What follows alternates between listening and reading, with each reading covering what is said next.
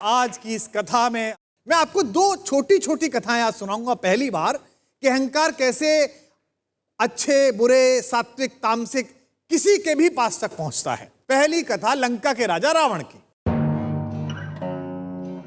बड़ा विद्वान, बड़ा ज्ञानी, लेकिन मन में विचार आया इतनी उपलब्धियों के बाद, कितनी सिद्धि पाली, शक्ति जुटा ली, पर मेरे आराध्य भगवान शिव तो कैलाश पर्वत पे रहते हैं, निर्जन में रहते हैं। मुझ जैसे भक्त को भगवान के लिए भी कुछ सोचना चाहिए।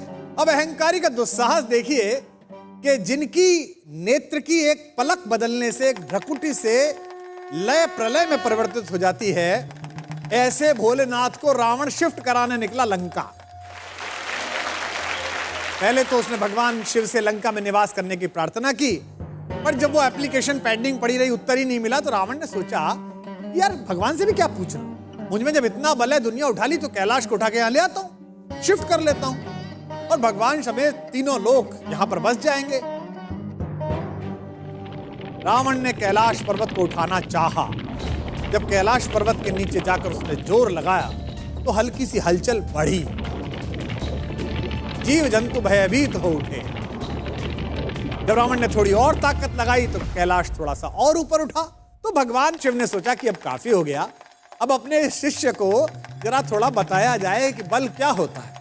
तो भगवान ने अपने अंगूठे से धीमे से कैलाश को दबाया। अब भला भगवान की अटल इच्छा के आगे किसी का बल क्या ठहरते हैं। रावण से वो पर्वत टस से मस नहीं हो पा रहा था और इसी क्रम में कैलाश पर्वत के नीचे उसका हाथ आ गया। हम अक्सर अहंकार में अपना हाथ यानी कि पुरुषार्थ फंसा लेते हैं। हाथ ऐसा फंसा कि निकला नहीं। रावण ने पूरी शक्ति लगाई और जब फंसा हुआ हाथ बिल्कुल निकाल नहीं पाया, तब उसे समझ में आ गया और अंततः उस तथाकथित बलशाली को उसकी प्रार्थना करनी पड़ी।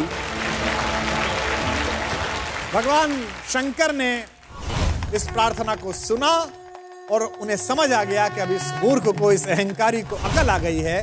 तब उन्होंने उसका हाथ मुक्त किया। ये तो पहली कथा थी। इस कथा के क्रम में अगले भाग पर मैं एक ऐसे सदाचारी व्यक्ति का अहंकार आपको सुनाऊंगा, ईश्वर जिसका मित्र है।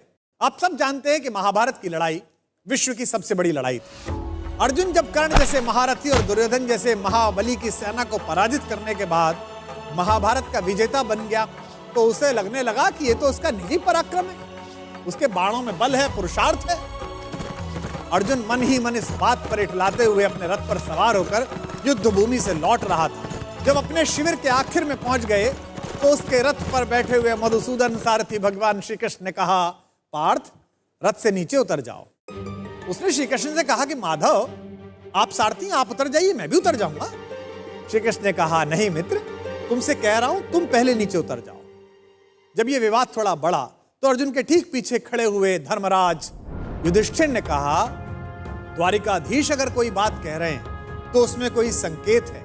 अर्जुन को कुछ समझ तो आया नहीं। भ्रकुटी पर ताव देकर थोड़े अनमने भाव से अर्जुन रथ से नीचे उतर गया। अर्जुन के नीचे उतरने के बाद सब लोग जाने लगे तो कृष्ण जैसे ही रथ के नीचे उतरे,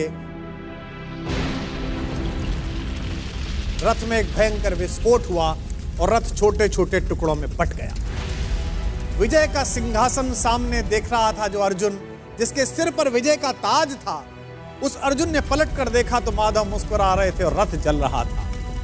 अब उसे यह तो समझ में आ गया कि उसके सखा श्री कृष्ण ने उसे रथ से नीचे उतरने के लिए क्यों कहा, और उसे विस्फोट का कारण अब भी समझ में नहीं आया था। अब उसने विनम्र भाव से अहंकार का तिरोहन करते हुए माधव से पूछा कि माधव यह क्या लीला है। कृष्ण ने मुस्कुराते हुए उत्तर दिया कि पार्थ, युद्ध के इस दौरान इस रथ पर कई दिव्य शक्तियों का प्रयोग हुआ। तुम पर जिन घातक अस्त्रों का प्रयोग हुआ उसका बचा हुआ असर भी इस रथ पर था जिस पर हम सवार थे।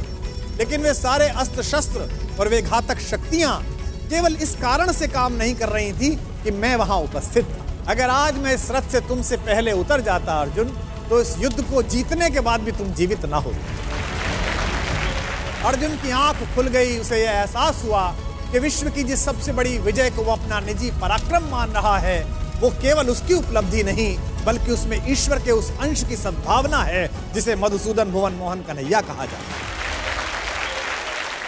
ये कथा ये बताती है कि सिद्धियों के मद में खुद को इतना शक्तिशाली मत समझो कि जिन्होंने हमें सिद्धियां दी हैं उन्हीं को आप आंखें दिखाने लगो। याद रखिएगा, आपकी प्रत्येक सफलता के पीछे कृष्ण जैसे ऐसे असंख्य लोग हैं जिनकी चुपचाप और अदृश्य शुभकामनाओं के कारण आप इस विजय रथ पर सवार हुए हैं। जब भी आपको यह लगने लगे कि आपने ये ऐतिहासिक उपलब्धि स्वयं की बुद्धि शक्ति के कारण पाली है, तो बस उन लोगों के बारे में सोचिए जिनके सहयोग के बिना आपकी ये यात्रा इतनी आसान न होती।